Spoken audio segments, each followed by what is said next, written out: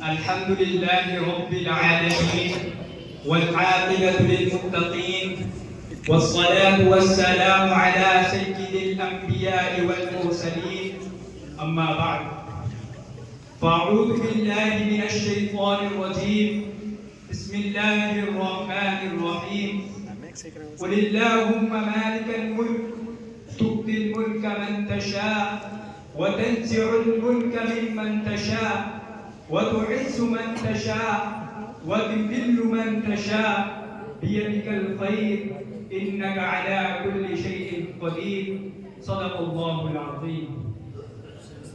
إخوتي بالله إنه لشرف كبير لي أن أقف الآن بين أيديكم لإلقاء كلمتي المتواضعة تحت عنوان الله لا ينسى دمعتك في الليل.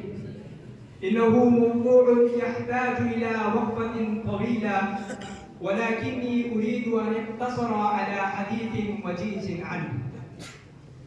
أيها المستمعون الكرام، لو أغلقت أبواب الملوك، لو أصيدت أبواب الأغنياء، يبقى الباب الوحيد الذي لا يوصل هو باب الله. أيا حبيب، لا يقلق في الحياة من كان له أب، لا يقلق في الحياة من كان له أب، فكيف يقلق من كان له رب؟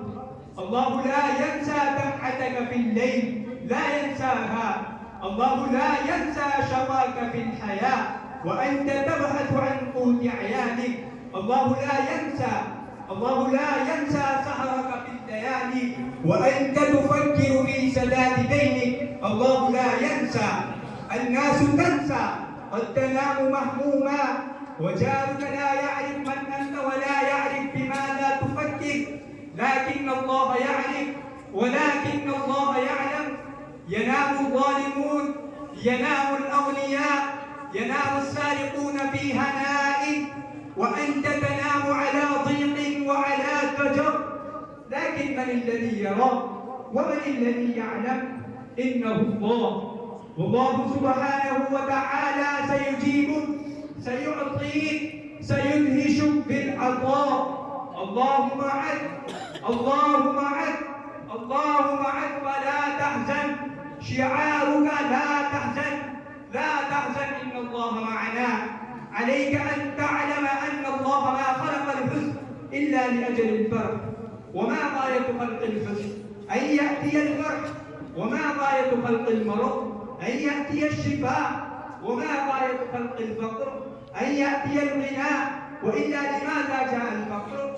إلا لأجل أن يأتي الغنى. وإلا لماذا جاء الظلام؟ إلا أن يأتي الفجر. الذين أتعبهم الوقوف على أبواب الأغنياء، هل من طالب حاجة فأقضي هذا؟ يا من أتعبك الوقوف على أبواب الملوك، الله يناديك كل ليلة، هل من طالب حاجة فأقضي هذا؟ إن كنت مؤمنا واحدا بالله، الله لا يضيق عليك الحياة كرها، ولكن الله سبحانه وتعالى يريد أن يربيك وأن يربيني وأن يربطنا في الحياة. الآن الوالد هل يضرب ابنه كرها أو حبا؟ يضربه حبا. والمدرس، الوالد، الوالدة لا تضرب ابنها إلا حبا. الله جل في علاه وله المثل الأعلى لا يضيق علينا الحياة إلا حبا.